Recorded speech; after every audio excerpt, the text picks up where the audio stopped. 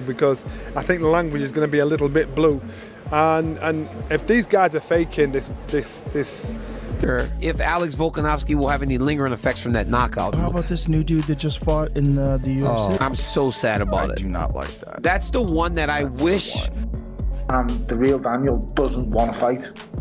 I'm sorry to say that, and it sounds harsh and really bad, but that's just the truth, guys. Listen, I'm a massive fan of him. I'm a massive fan of his sister. Tony Bellew didn't just question Dubois' performance, he tore it apart from the opening bell to the final moment. He saw a fighter who crumbled without resistance. Forget power, forget potential. Dubois showed fear, hesitation, and worst of all, no desire to fight back. In Bellew's eyes, this wasn't just a loss, it was a complete exposure. And as Bellew dissected Dubois' mindset, he made one thing clear: no one is coming close to Usyk right now. He's an aggressive fighter. One thing you can't cheat, and that's time. Bellew summed it up perfectly. Usyk outsmarted Dubois. Before the first punch was even thrown, he adapted his style to expose Dubois' weaknesses. That wasn't just elite boxing, it was genius-level ring IQ. Usyk wasn't simply fighting, he was playing chess, while Dubois was swinging blindly in the dark.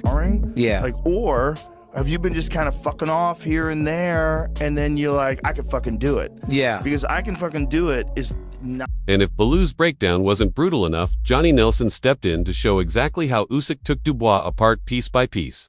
Nelson doesn't hold back, he paints a devastating picture of total domination. Usyk didn't just win rounds, he broke Dubois down step by step. Jab erased, power neutralized, movement frozen, confidence shattered by round 5.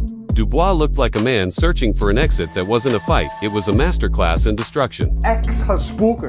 The fight was scripted. Everyone is talking about this on X, and the script was actually leaked on X. And if Bellew's breakdown wasn't brutal enough, Johnny Nelson stepped in to show exactly how Usyk took Dubois apart piece by piece. Nelson doesn't hold back, he paints a Davisand while Nelson peeled back the layers of Dubois' collapse. Duke McKenzie went even further, questioning whether Dubois ever showed up at all. McKenzie saw it from the start.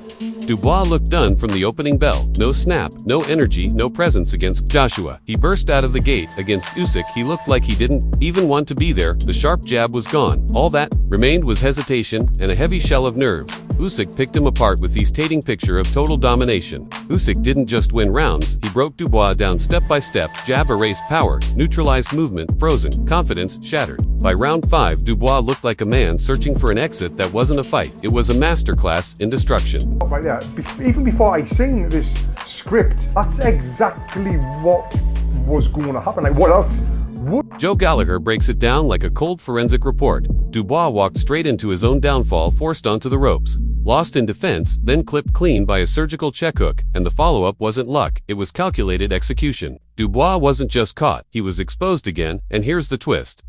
Gallagher might call it unfortunate, but the truth is, it was inevitable. Usyk gave him no room to breathe. Every mistake punished every opening taken, and in the end, Dubois didn't just lose. He got schooled in front of everyone. I'm not saying abandon the fight. I'm just going, not for me, mate. I don't want to watch it.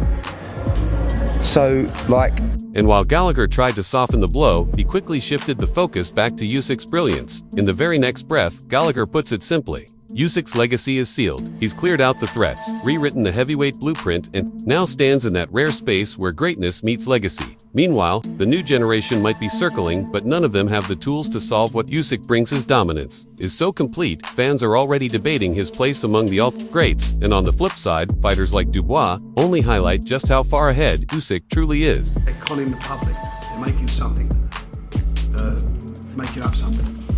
So then we put the fight up. Dubois' words reek of damage control, the usual post-defeat routine, filled with hollow gratitude and vague praise for Usyk, which was the bare minimum after being picked apart so clinically. But here's the problem: saying you gave everything falls flat when you folded under pressure, and that's not opinion. The entire boxing world saw it. He didn't fight like a man ready for battle, he fought like someone just waiting for the nightmare to be over. Even worse, there's no real accountability. He mentioned a few things he could have tightened up, but the reality is, his jab vanished, his power had no sting, and mentally he was broken before the fight hit the halfway mark. This wasn't about small mistakes, it was a total collapse, and the burning question is, what does "I'll be back" even mean when the real Daniel doesn't seem to want to fight? While Dubois tried to hold on to his pride, Frank Warren delivered a far more brutally honest take on what lies ahead for his fighter. They get caught out lying, out and out lying and conning the public.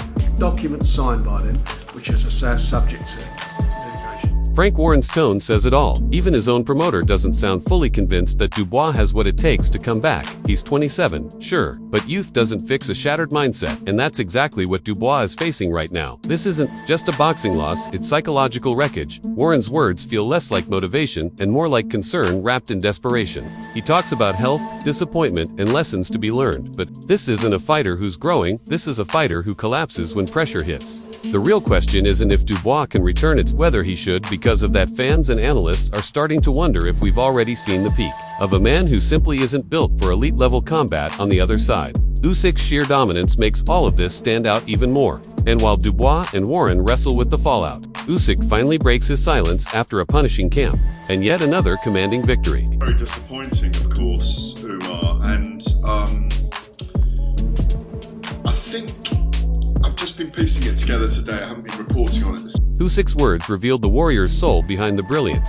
This wasn't just another win, it was the result of brutal sacrifice, relentless discipline, and unshakable mental strength. Living with 14 men in one house for over 3 months without seeing his family, that's the price he paid for greatness. And yet he speaks with calm humility, never once boasting about what he just did to Dubois. The contrast couldn't be clearer. While Dubois talks about coming back, Usyk talks about resting. After delivering another masterpiece, and he's earned every second of it here, the twist, he still doesn't know who's next, because right now there's no clear threat left standing. His ability to remain grounded, even after dismantling an opponent, both physically and mentally, is exactly why fans and legends are calling him the most complete heavyweight in the world. The moment of truth is coming for whoever dares to step forward, because Usyk is already sharpening the blade. And as the dust settles, one man captured the essence of Usyk's magic and destruction. That night better than anyone else, Gareth Davey, my next opponent, today, because